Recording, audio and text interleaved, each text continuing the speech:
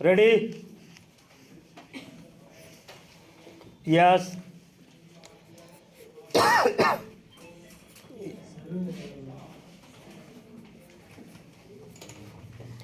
वायु प्रदूषण और आर्थिक विकास में सीधा संबंध दिखता है।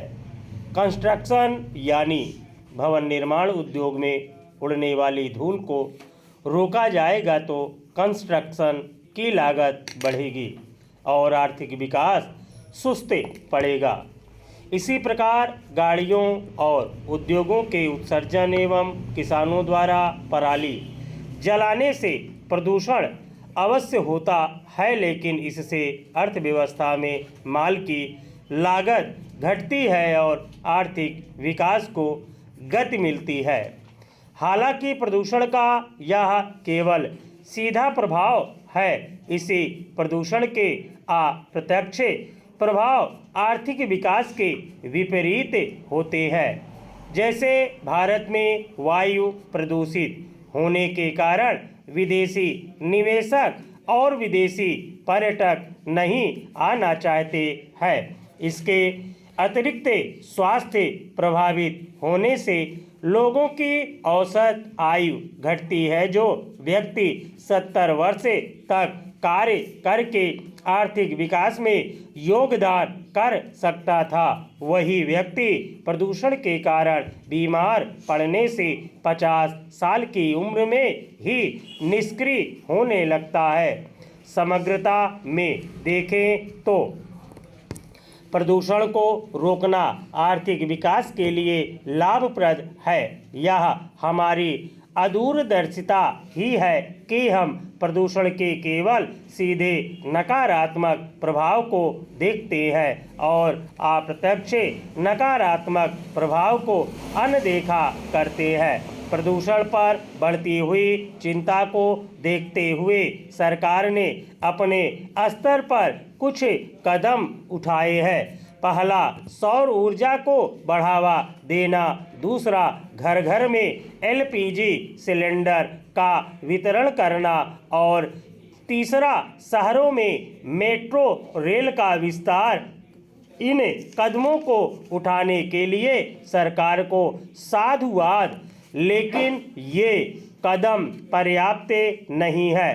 प्रदूषण नियंत्रण में सबसे बड़ी समस्या कार्यान्वयन की है। गाड़ियों द्वारा प्रदूषण फैलाए जाने के विरुद्ध पुलिस द्वारा कम ही कदम उठाए जाते हैं। इसी प्रकार कंस्ट्रक्शन उद्योग के लिए भी व्यापक कानूनी प्राविधान है, लेकिन उन्हें गंभीरता से लागू नहीं किया जाता। जैसे दिल्ली के पर्यावरण मंत्री ने ऐलान किया कि 21 कंस्ट्रक्शन इकाइयों पर वायु प्रदूषण फैलाने के मामले में 8.35 लाख रुपए का हर्जाना लगाया गया है। किसी कंस्ट्रक्शन परियोजना में हजारों करोड़ रुपए के दांव को देखते हुए यह ऊंट के मुंह में जीरा है।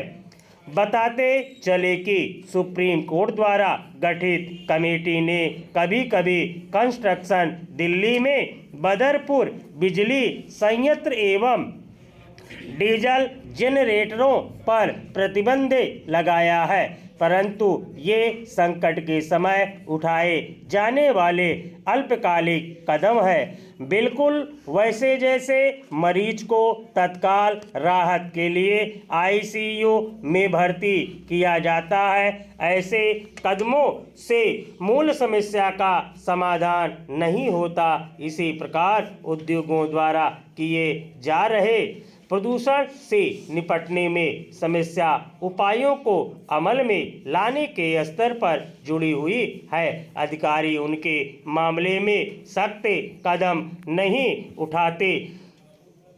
अर्थशास्त्र में पब्लिक गुड्स यानी सार्वजनिक बेहतरी की एक अवधारणा है।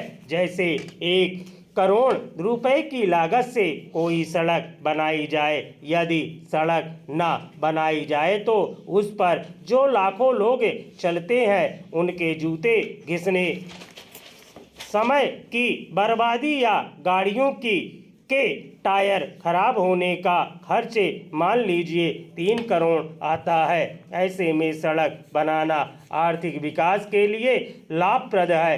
1 करोड़ के खर्च से 3 करोड़ का लाभ मिल सकता है। ऐसे कार्यों को पब्लिक गुड्स से कहा जाता है।